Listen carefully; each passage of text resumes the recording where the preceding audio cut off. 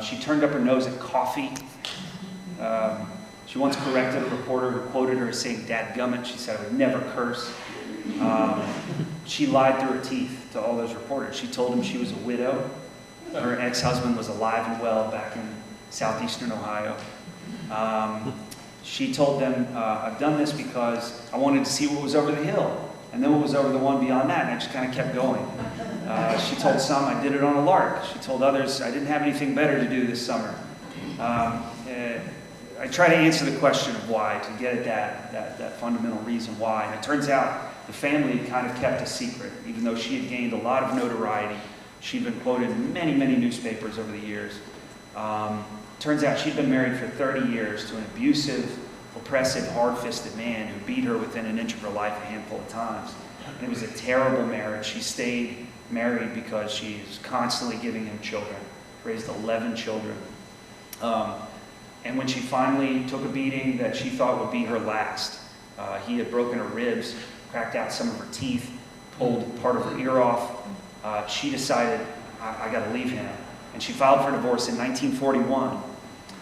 It turns out when they would fight, when he would start hitting on her, she would run off into the woods to get away, if she could, to get away from him.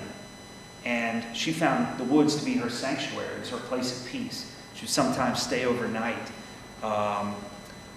So she learned how to survive in the woods. And it was peaceful for her. So hiking the Appalachian Trail was actually quite easy after 30 years married to this guy, P.C. Gatewood. That was 1955. First woman to sold throughout the AT. 2 years later, she disappeared again. Didn't tell anybody what she was doing. She brought essentially the same gear, same denim drawstring sack. She had written in her journal that she didn't really appreciate her kids dumping her grandkids on her so often, and so she wanted to get away. She needed a little break.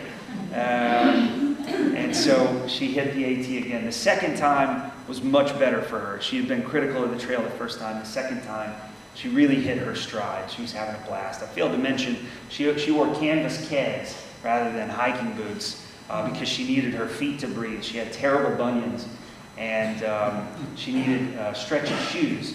So she wore basically the same gear, carried the same stuff in the sack, and she hit the AT again. She had written all the people that she met that first year on the trail, and so they knew to expect her coming back, and they often were waiting for her, and they would send, feed her dinner and then send her off the next day with a sack lunch. They enjoyed her company. I talked to one of them. He was 10 years old. He remembers 1955. He was at home. His name was Peter Thomason. He lived in Orford, New Hampshire. He was at home when he heard a knock on the door, and his mother goes to the door. She opens it up. In his memory, Emma Gatewood just kind of walked in past his mother and said, "I'm Grandma Gatewood, what's for dinner?" Walked right in and parked herself at the kitchen table, and his mother was like, "Well, I guess we got a dinner guest."